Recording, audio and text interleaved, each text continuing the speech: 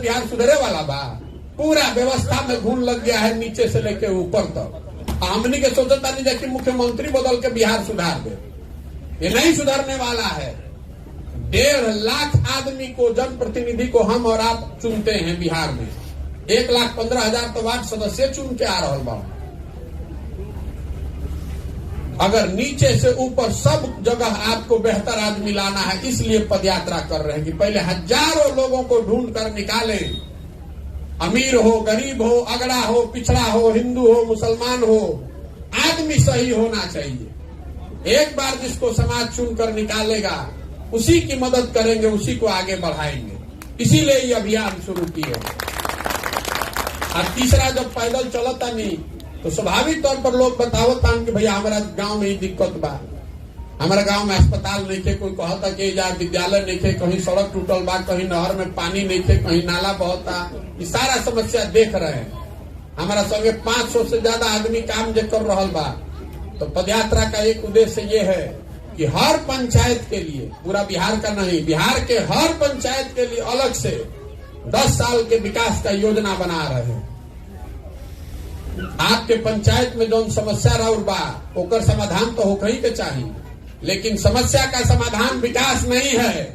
अगर सड़क यहाँ टूटा हुआ है वो बन जाएगा तो उससे विकास थोड़े ना हो जाएगा, वो तो समस्या था, वो खत्म हो गया। विकास की योजना हर पंचायत का बना रहे।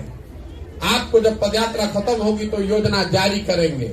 आप देख पाइएगा 3 बात कि आपके पंचायत में बच्चों के पढ़ने के लिए बेहतर व्यवस्था कैसे की जाएगी।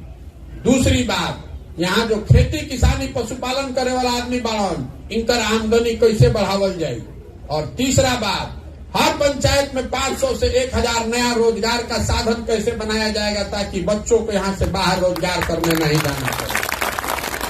वोट मांगे खातिर मंच पर खड़ा होके वादा ना हो, पूरा इसका प्रोग्राम बना के, योजना बनाकर जारी करेंगे। चुनाव से साल भर, 1.5 साल पहले पदयात्रा तो 1 साल कम तो खत्म हो जाए, अगला साल खत्म हो जाए। प्रभाव करा के देखी समझी, ठीक लागे तो अपनाई। देखिए जन सुराज के आदमी लोग का कहले बाकी वो पंचायत में कैसे 500 आदमी के रोजगार मिली, कैसे खेती किसानी करे वाला के आमदनी बढ़ी। मान ली कि रवा खेती जा करता नहीं, रवा के मनरेगा में अगर खाली कृषि से जोड़ दिया जाओ तो मनरेगा वाला रवा के जो मजदूर वाला वो फ्री में मिले लगी हम, तो कितना रवा फायदा हो सकेला कि ना। रवा के सरकार ही कह दे कि भैया खेती करता मजदूर जन बा सरकार दी, ओकर पैसा मनरेगा से कल जाए। खाली अगर कृषि को मनरेगा से जोड़ दिया जाए तो यहाँ बिहार के किसानों को 10,000 करोड़ का हर साल में फायदा होने लगेगा और मजदूरी सारा ही बच जाए। अगर समर्थन मूल्य पर आपका धान गेहूं खरीद लिया जाए, अभी वो धान बेचले हो कितना बेचनी है, 1500 में। हम 80 दिन से चलते नहीं, आदमी बताओ तो कोई 1200 में, कोई 1300 में, कोई 1400 में। बहुत जब होशियार बा बड़ा किसान में तो 1500 में बेचता। धान के दाम कितना बा, 2050। बताई वाला रवा मांगता नहीं कि हमारा के वही योजना दिलवा दो, है इंदिरा आवास दिलवा दो। आपके अपने उपजाए हुए धान पर 500 रुपया से ज्यादा क्विंटल पर आपका नुकसान हो रहा है, और वो चिंते नहीं थे तो कैसे सुधरी बिहार? कोई सुधरे वाला बा? पंजाब में आदमी कहता कि किसान बहुत धनी बड़ा, तो पंजाब में 70% धान और गेहूं समर्थन मूल्य पर सरकार खरीदती है। बिहार में 13% धान और 1% गेहूं खरीदल जाता है समर्थन मूल्य पर। तो सुधरे वाला बा? किसान के खेत कभी खरीदाए वाला बा? किसान के लड़का तो हमेशा भूखे पेट ही सुते पड़ी करा। अरे वह 277 के यूरिया खरीदब 800 में, डीएपी पोटास पर वह 500-800 रुपया देता नहीं ब्लैक, 35 रुपया के डीजल के जगह देता नहीं 96 रुपया, और 2000 के धान बेचो 1500 में, तो और खेत बेचाई ना तो खरीदाई कदमों लगा ली ताकत। किसान के दशा सुधरे वाला बा? तो योजना बनाकर जारी करेंगे कि कैसे किसान का आमदनी बढ़ाया जाएगा। उसी तरह योजना बनाकर जारी करेंगे कि 500 से 1000 रोजगार का साधन कैसे होगा। यही खातिर पैदल चलल बानी, गाँव गाँव जाकर लोग के समझावता नहीं। आपसे पूछ रहे हैं कि प्रयास होना चाहिए कि नहीं होना चाहिए? होना चाहिए। सबके बतावे के भाई 3 गो कैमरा लागल बा, ना होके तो ना भी बोली, कोनो बात नहीं थे। ना तो आदमी कोई ये भैया हमारे गांव में तो आइले ना रहो, हमारा से कहा भेंट बा उनका। सबसे पूछ रहे हैं, पिछले 40-50 सालों में अलग अलग दल और नेताओं ने आपको, आपके बच्चों को ठगा है, किसी ने आपके बच्चों की चिंता नहीं की। अब समय आ गया है कि बिहार की जनता मिलकर गांधी जी के बताए हुए रास्ते पर चलकर अपने बच्चों के लिए, अपने बच्चों के बेहतर भविष्य के लिए मिलकर जनता का विकल्प बनाए, जनता की सरकार बनाए। रउआ बताई कि करे खातिर प्रयास हो गए चाहिए कि ना हो गए चाहिए? हाथ उठाकर बोलिए, होना चाहिए ना भाई। आदमी को हतन के भैया इतना बात तो बुझाता, लेकिन चुनाव कैसे जीतल जाए?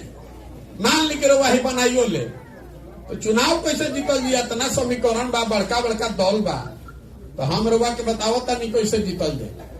जे प्रशांत किशोर के जाना तो ओकरा मालूम बा कि लड़का के और कुछ आवे चाहे ना, चुनाव लड़ावे आवेला।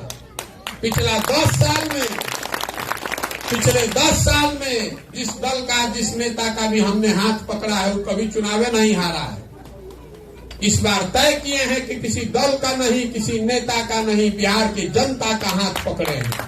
जिसको समाज चुनकर निकाल देगा, जिसको समाज चुनकर निकाल देगा कि भैया ये आदमी हमारा यहाँ मुखिया बने के चाहिए, और ये आदमी विधायक होके के चाहिए, जेकरा के समाज चुन के निकाली, उसी के पीछे अपनी पूरी ताकत, शक्ति, पैसा, बुद्धि हम लगाएंगे और आपके सहयोग से उसको जिता कर लाएंगे। इसीलिए इसका नाम है जन सुराज। प्रशांत सुराज नहीं है और जन सुराज है। सुराज मतलब सुंदर राज। सुंदर राज के कौर? प्रशांत किशोर के ना, जनता के सुंदर राज होके के चाहिए। यही से घर द्वार ऐसो आराम सब छोड़ के पैदल पैदल चल रहा मानी मारल। अभी 1.5 बरिस और पैदल चलो, हमारा कोई जल्दी नहीं थे।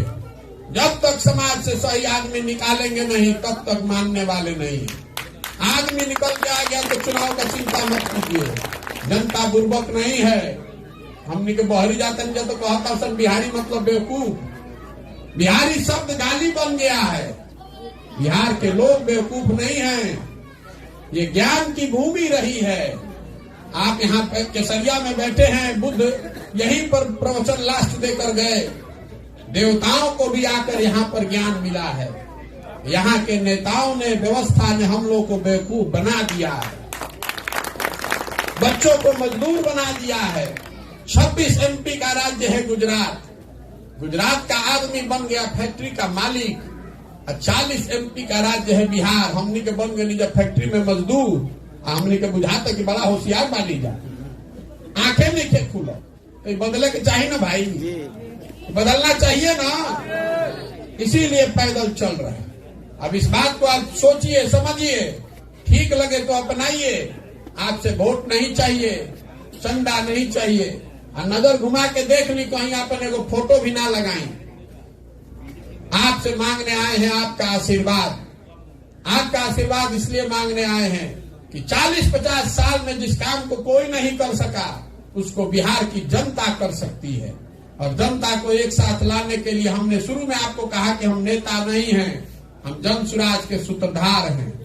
नेता तो समाज चुनकर निकालेगा कि इसका नेता कौन होगा, हम इसके सूत्रधार हैं। बिहार के बच्चों और उनके भविष्य के लिए इसको करना जरूरी है, नहीं तो इसी बदहाली और दुर्गति में हम लोग का आने वाला पीढ़ी भी बीतेगा।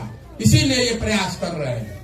तो एक बार अगर आप सहमत हैं कि जो काम हम कर रहे हैं ये बिहार के भले के लिए है, समाज के भले के लिए है, बच्चों के भलाई के लिए है, तो हाथ उठाकर आशीर्वाद दीजिए। आपका आशीर्वाद है ना? करें ना प्रयास होगा ना भाई। तो इस मिट्टी के सम्मान में लास्ट में एक नारा लगाकर खत्म करेंगे। मैं बोलूंगा जय बिहार, आपको बोलना है जय जय बिहार, जय बिहार, जय बिहार। बहुत बहुत धन्यवाद। आप में से